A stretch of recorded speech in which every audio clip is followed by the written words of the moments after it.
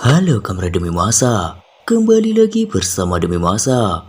Pada kesempatan kali ini, Demi Masa akan membahas harta amanah Soekarno yang ternyata berasal dari Nabi Sulaiman dan Ratu Balkis. Bagaimanakah kisahnya? Tidak usah berlama-lama lagi, langsung saja kita simak. Sejarah harta amanah ini sebenarnya tidak terlalu rumit untuk dikaji. Karena apa yang telah dilakukan Soekarno adalah merupakan pekerjaan meneruskan tugas leluhur dan nenek moyang Nusantara.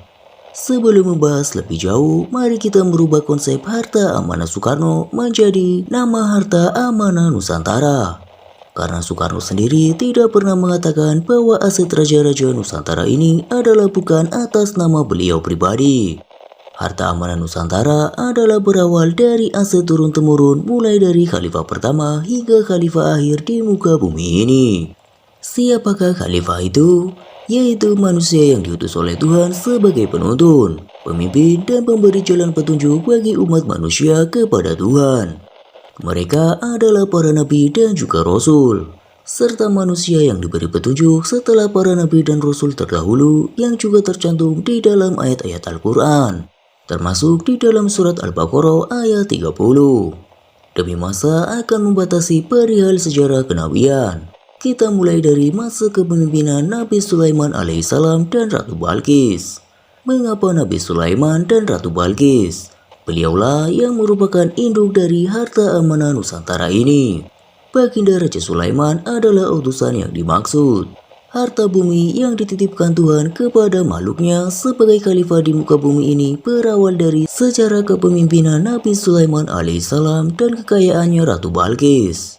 Di dalam cerita ini ada manfaat bagi kita semua bahwa harta amanah Nusantara ini berawal dari leluhur terdahulu. Apa yang menjadi bukti bahwa harta amanah Nusantara tersebut terkait dengan kekayaan Ratu Balkis dan Raja Sulaiman? Berawal dari menyatunya kekuasaan dan kekayaan harta bumi dan harta langit dari Ratu Balkis dengan kekuatan spiritual dan kepemimpinannya Nabi Sulaiman alaihi salam. Mari kita uraikan sejarah kekayaan Ratu Balkis, kekuasaan dan kepemimpinan Nabi Sulaiman alaihi salam dalam menguasai dan mengelola harta amanah ini. Salah satunya, bukti situs merupakan rasa hormat dan cinta Nabi kepada Ratu Balkis adalah Candi Borobudur yang dipindahkan dalam satu kedipan mata. Itu atas perintah Nabi Sulaiman dalam rangka memenuhi permintaan Ratu Balkis untuk memindahkan istana Ratu Balkis. Jika dianalisis, apakah hal tersebut mungkin terjadi? Begitulah Tuhan memberikan izin atas kekuatan kepemimpinan, kekayaan, dan kekuasaan Nabi Sulaiman. Bagaimanakah logikanya manusia bisa membangun dalam satu malam? Ini analisis kajian sistem pembangunan Candi Borobudur. Yang pertama, bahwasanya Candi Borobudur dibangun dengan sistem teknologi teleportasi. Bangunan Candi Borobudur telah dibangun di tempat yang berbeda, namun memindahkan dengan teknologi teleportasi, maka seorang manusia sanggup memindahkannya dengan kekuatan teleportasi terdiri dari makhluk goib dan atau kekuatan goib. Dan hal ini 100% bisa terjadi. Hal tersebut dituliskan dalam Quran surat An-Naml. Di dalam surat tersebut ada dua ayat yang menunjukkan bahwa manusia biasa lebih hebat dari jin. Manusia adalah makhluk sempurna walaupun dia bukan nabi. Namun ia memiliki ilmu yang dikaruniakan Allah kepada dirinya, sementara ilmu tersebut tidak dikaruniakan Allah kepada Nabi Sulaiman. Sedangkan Nabi Sulaiman tetap lebih hebat dengan ilmu-ilmu lain yang dikaruniakan Allah kepadanya. Hal ini sama seperti riwayat Nabi Khidir dengan Nabi Musa. Dalam beberapa segi, Nabi Khidir memiliki ilmu yang tidak dimiliki oleh Nabi Musa. Demikian pula sebaliknya Nabi Musa tidak memiliki ilmu yang dimiliki oleh Nabi Khidir, sehingga ia ingin berguru kepada Nabi Khidir. Yang kedua, bahwasanya Candi Borobudur dibangun dengan sistem pracetak atau precast. Jadi bagian semua bangunan sudah diproduksi sebelumnya, tinggal dikirim ke lokasi pembangunan dalam bentuk tinggal merangkai dan memasang atau knockdown. Dan proses merangkainya bisa dilakukan dalam satu malam saja. Yang berikutnya, bahwasanya Candi Borobudur dibangun oleh tenaga manusia yang cukup banyak. Zaman dahulu, masyarakat sangatlah patuh dan taat kepada pemimpinnya dan kecintaan serta pengabdiannya kepada raja dan juga ratunya. Masyarakat bergotong royong untuk membangun. Yang keempat, dibangun dengan bantuan hewan, jin, dan makhluk lainnya.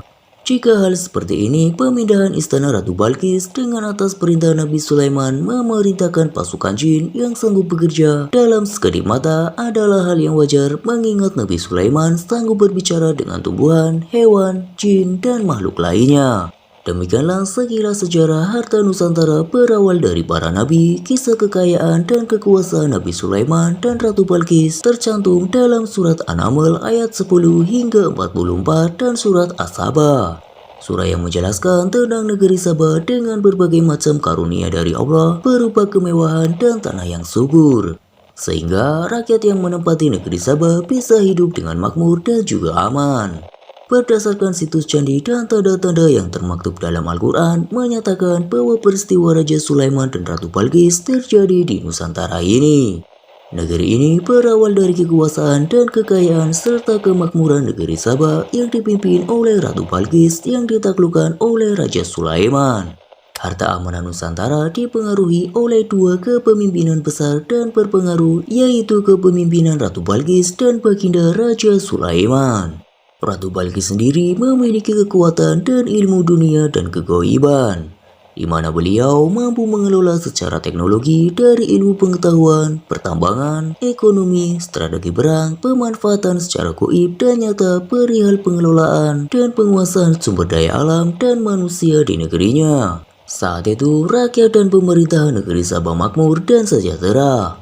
Tanah negeri pun subur hasil berlimpah, tambang, minyak bumi, batu mulia berlian, intan, permata, dan kekayaan tumbuhan dan hasilnya. Negeri yang indah dan berlimpah ruah di bawah kepemimpinan Ratu Balkis. Demikianlah kisah tentang harta amanah Soekarno, yang ternyata berasal dari Raja Sulaiman dan Ratu Balkis. Bagaimana menurut Kamera Demi Masa? Jika Kamera Demi Masa memiliki pendapatnya tersendiri, tulis saja di kolom komentar. Sampai jumpa di kisah-kisah selanjutnya.